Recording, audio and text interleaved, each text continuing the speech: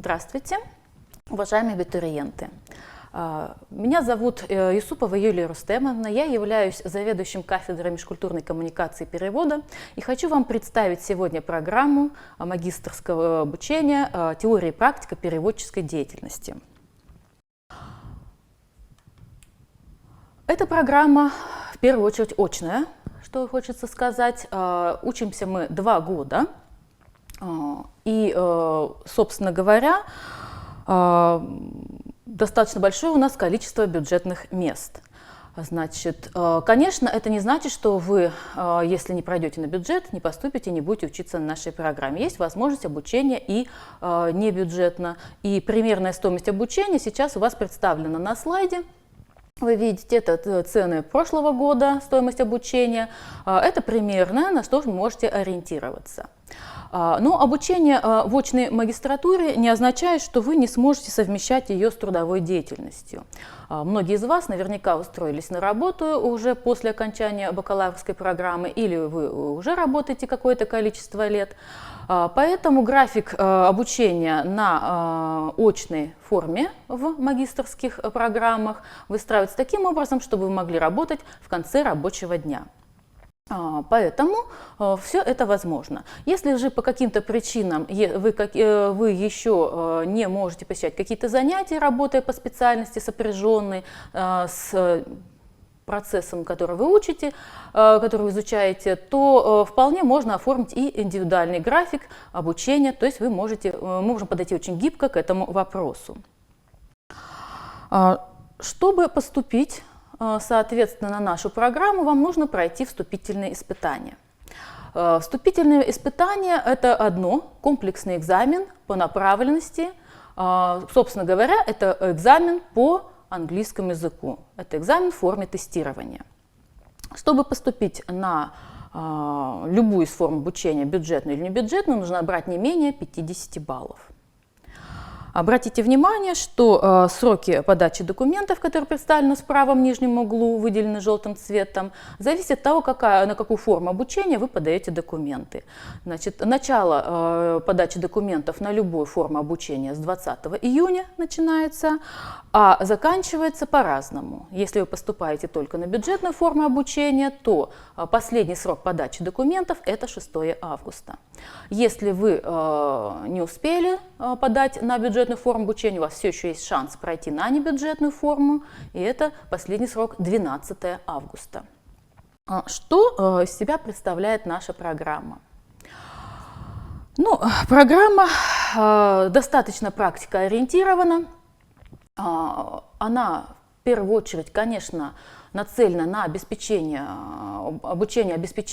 межязыковой коммуникации, то есть работа с теми людьми, которые не знают языков определенных, и нужно помочь им общаться.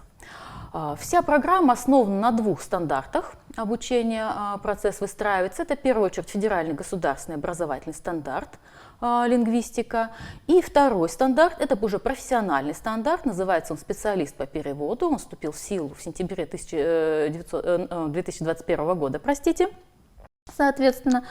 И все те виды деятельности, которые задействованы и прописаны в этих стандартах, они вполне себе у нас представлены в рамках тех дисциплин, которые вы будете изучать. Давайте мы к ним и перейдем. Здесь, конечно, не выведены все дисциплины, потому что дисциплин много. Какие-то покороче, какие-то больше времени занимают обучение, какие-то меньше. Но на слайде представлены те ключевые дисциплины, которые позволят вам, в общем-то, именно заниматься данной профессиональной деятельностью, а именно переводом или лингвистическим обеспечением. Значит, естественно, это все, что касается теории коммуникации. Да, у нас по цифре 1 все, что связано с коммуникацией. Это и кросс-культурной коммуникации, просто общая теория коммуникации, современные технологии, которые используются в межкультурной коммуникации. Это, естественно, теория и практика переводческой деятельности, как по первому иностранному языку, так и по второму иностранному языку, потому что в магистратуре у нас 2 иностранных языка изучаются, базовый, как правило, английский, а второй – это либо немецкий, либо французский, соответственно, по выбору. Ну и далее у нас есть еще те дисциплины, которые, во-первых, позволяют вам улучшить навыки владения теми языками, которые будут участвовать в процессе перевода и которые будете заявлять в свои рабочие языки, будучи переводчиками. Соответственно, это практикум по культуре речевого общения у нас по цифре 6 идет. Ну и любая другая деятельность еще может быть связана с языковым обслуживанием, поэтому у вас есть такой предмет, как организационно-управленческая деятельность по лингвистическому обслуживанию. Все эти дисциплины и многие другие у нас изучается в разных образовательных формах. Естественно, это по теоретическим дисциплинам это в первую очередь лекции. Они могут быть в разном формате, в том числе и интерактивном. То есть вы не будете просто сидеть и слушать и засыпать на лекциях, вы будете активно в них принимать участие. Соответственно.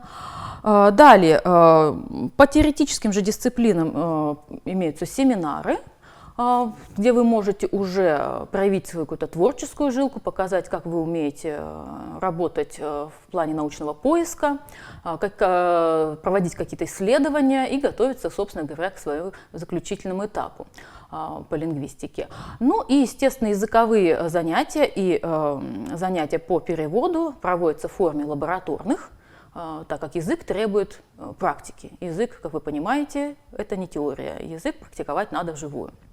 Ну и сами навыки и умения все отрабатываются, шлифуются в рамках учебных и производственных практик. Это переводческие практики, это научно-исследовательская практика. В настоящее время существует два варианта прохождения практик, как в очном формате, так и в дистанционном, в зависимости от того, где вы будете проходить практику. Практика может быть пройдена как на базе нашего университета, так и на базе других организаций. Как правило, мы работаем с разными организациями Башкортостана. Это и городская администрация, это и торгово-промышленная палата, это разные переводческие бюро и компании, где требуются переводчики. Ну и многие по желанию, если есть такое желание, отправляются на практику уже в другие города. Это переводческие компании Москвы, Санкт-Петербурга и других городов. Мы заключаем договора, и это тоже вполне себе возможно. То есть все можно попробовать, проверить себя на практике, понять, что еще не хватает, и с чем дальше вы работать будете собственно говоря, в работе. Все эти дисциплины у нас разложены по шагам или включают в себе достижения как базовых, так и профессиональных компетенций. То есть у нас есть базовые знания, получается, которые идут в самом начале, как правило, это первый шаг, первая ступень, и ряд дисциплин, которые обеспечивают достижение этих знаний, у нас представлены там в скобочках ниже на слайде, вы можете поставить на паузу и посмотреть их внимательно, прочитать. Вторым шагом уже развиваются общепрофессиональные компетенции, и дальше переходим к профессиональным компетенциям, то есть тем навыкам, знаниям, навыкам и умениям, которые позволят вам работать и осуществлять деятельность именно в рамках обученности этой программы. Ну и в итоговом плане у нас, конечно же, защита выпускной квалификационной работы, то есть магистерской диссертации на лингвистическую тему, по лингвистическим каким-то проблемам переводческим. Что у нас на выходе? Вот вы получили все это образование, кем вы на выходе можете быть. Значит, в отличие от бакалавров лингвистики, которые у нас обучаются переводу, у вас несколько больше возможностей, потому что то, что перечислено на слайде в левой колоночке, это те трудовые функции, которые может выполнять только человек, имеющий магистерское образование. Бакалавр эти функции выполнять не может. Да? То есть это уже не просто переводчик второй и первой категории, это переводчик высшей категории, это другая совершенно зарплата и другие немножечко контракты. Это вы можете работать уже начальником отдела контроля качества в бюро переводов или в компании в отделе, который занимается переводами.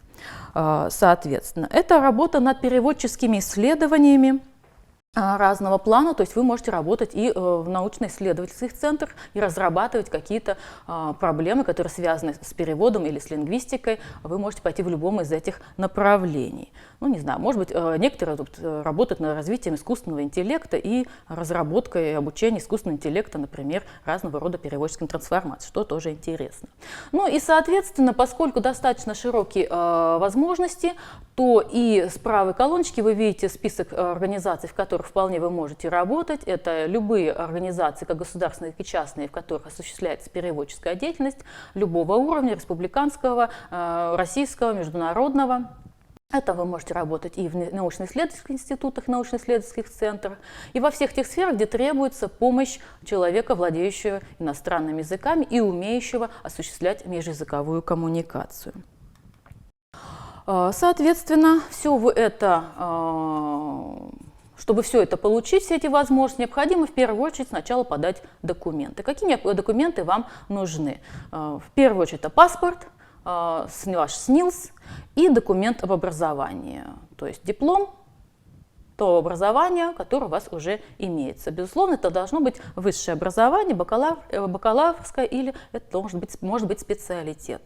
Даты о подаче документов у нас представлены на слайде, вы видите прекрасно, но мы уже часть из них озвучили. На что нужно обращать внимание? Нужно обращать внимание на то, что когда вы подали документы, дальше вы будете отслеживать, когда у вас проводится экзамен. Это следующий этап. После проведения экзамена и получения баллов вывешиваются конкурсные списки, и тут важно не упустить момент подать согласие на зачисление, потому что без вашего согласия вас не зачислят и, соответственно, вы не будете считаться поступившим. Поэтому, пожалуйста, на это обратите внимание. Все эти даты, которые представлены, обратите внимание, это для поступающих на бюджетную форму обучения.